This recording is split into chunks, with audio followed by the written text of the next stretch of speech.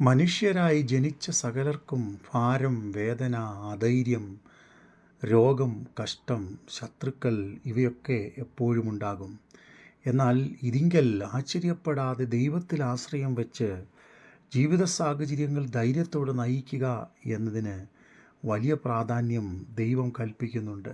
1 ശമൂവേലിൻ്റെ പുസ്തകം 17-ാം അധ്യായം അതിൻ്റെ 32-ാം വാക്യം, ഇവൻ്റെ നിമിത്തം ആരും അധൈര്യപ്പെടേണ്ട. അതെ, ഈ ചരിത്രം നാം പഠിക്കുമ്പോൾ നമുക്ക് കാണുവാൻ കഴിയുന്നത്, നീണ്ട ദിവസങ്ങൾ ഫെലിസ്ത്യനാകുന്ന ഗോലിയാത്ത് ഇസ്രായേൽ സൈന്യങ്ങളെയും ശൗലിനെയും വെല്ലുവിളിച്ചുകൊണ്ട് നിൽക്കുകയാണ്.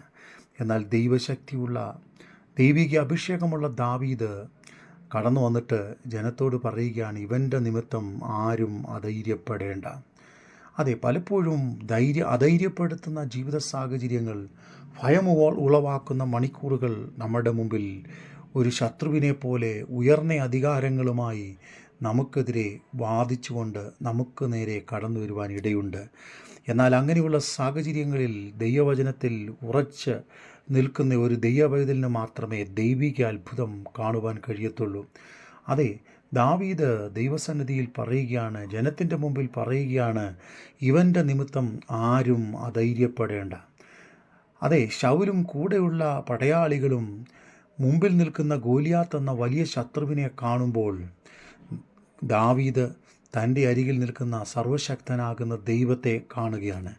ദൈവത്തിങ്കിൽ നിന്ന് തനിക്ക് ലഭിച്ചിട്ടുള്ള ധൈര്യം, ദൈവം തനിക്ക് വേണ്ടി പ്രവർത്തിച്ചിട്ടുള്ള അത്ഭുതം, ദൈവം ഇന്നലകളിൽ തന്നെ ഉപയോഗിച്ച അനുഭവങ്ങൾ ദൈവനാമത്തിൽ ശക്തിയോടെ താൻ വിളിച്ചു പറയുകയാണ്.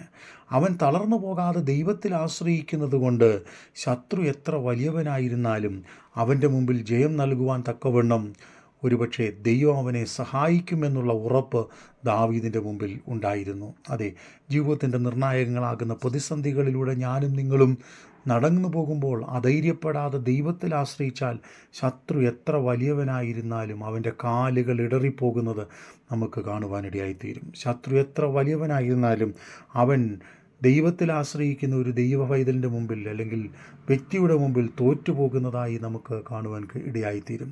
അതെ, നാളെ എന്ത് സംഭവിക്കും എന്നോർത്ത് ദാവീദ് മറ്റുള്ളവർ ചിന്തിച്ചതുപോലെ തന്നെ തൻ്റെ മനസ്സിൽ വ്യാകുലതയും ചിന്താഭാരങ്ങളും അലട്ടിക്കാണാം. എന്നാൽ ഞാൻ ഇങ്ങനെയാണ് വിശ്വസിക്കുന്നത്, അങ്ങനെയുള്ള വ്യാകുലതകൾക്ക് സ്വാധീനം കൊടുക്കാതെ ദൈവസന്നിധിയിൽ തൻ്റെ അരികിൽ നിൽക്കുന്ന സർവശക്തനാകുന്ന ദൈവത്തെ താൻ കാണുകയും ദൈവിക ബലം അവൻ ഏറ്റെടുക്കുകയും ചെയ്തു. യഹോവ ഇന്ന് നിന്നെ എൻ്റെ കയ്യിൽ ഏൽപ്പിക്കും, ഞാൻ നിന്നെ കൊന്ന് നിൻ്റെ തല ഛേദിച്ചു കളയും എന്ന് ശത്രുവിൻ്റെ മുമ്പിൽ ഫെലിസ്ത്യനോട് വളരെ അവകാശത്തിൽ ശക്തിയിൽ പറയുവാനുള്ള ധൈര്യം തൻ്റെ അരികിൽ തന്നെ ശക്തീകരിക്കുന്ന ഒരു ദൈവത്തെ കണ്ടതുകൊണ്ട് തനിക്ക് പറയുവാനിടയായിത്തീർന്നു. അതേ, പലപ്പോഴും നമ്മളുടെ ജീവിതവും കലങ്ങി താറുമാറാകുന്ന സാഹചര്യങ്ങളിലൂടെ കടന്നു പോകാറുണ്ട്. എന്നാൽ യോഹന്നാൻ്റെ സുവിശേഷം 14-ാം അധ്യായം 1-ാം വാക്യം, നിങ്ങളുടെ ഹൃദയം കലങ്ങിപ്പോകരുത്, ദൈവത്തിൽ വിശ്വസിപ്പീൻ, എന്നിലും വിശ്വസിപ്പീൻ. പ്രതിസന്ധികൾ നിറഞ്ഞ സാഹചര്യങ്ങളിൽ ഹൃദയം കലങ്ങിപ്പോകാതെ ദൈവത്തിൽ വിശ്വസിക്കുവാൻ നാം തയ്യാറാകുക. ശത്രു എത്ര വലിയവനായിരുന്നാലും അതിൻ്റെ ആധിപത്യം നമ്മുടെ മുമ്പിൽ ഇല്ലാതെയായി പോകും. പിന്നെയും നമുക്ക് കാണുവാൻ കഴിയുന്നത്, ദൈവം നമുക്ക് അനുകൂലമെങ്കിൽ പ്രതികൂലമാർ. റോമാലേഖനം 8-ാം അധ്യായം 31-ാം വാക്യം. ഈ ദിവസങ്ങളിൽ നമ്മുടെ ജീവിത സാഹചര്യങ്ങൾ ദൈവം അനുകൂലമെങ്കിൽ പ്രതികൂലം ആരുമില്ല എന്നുള്ള ഉറപ്പോടെ ദൈവസന്നിധിയിൽ ആകുലപ്പെടാതെ ദൈവത്തിൽ ഉറപ്പോടെ വിശ്വസിച്ച് നമുക്ക് മുൻപോട്ട് പോകാം. നമ്മുടെ മുമ്പിൽ കടന്നു വരുന്ന ശത്രുവിനെയും ആധിപത്യത്തെയും അധൈര്യപ്പെടാതെ ദൈവത്തിൽ വിശ്വസിക്കാം. ദൈവം നമ്മെ സഹായിക്കട്ടെ.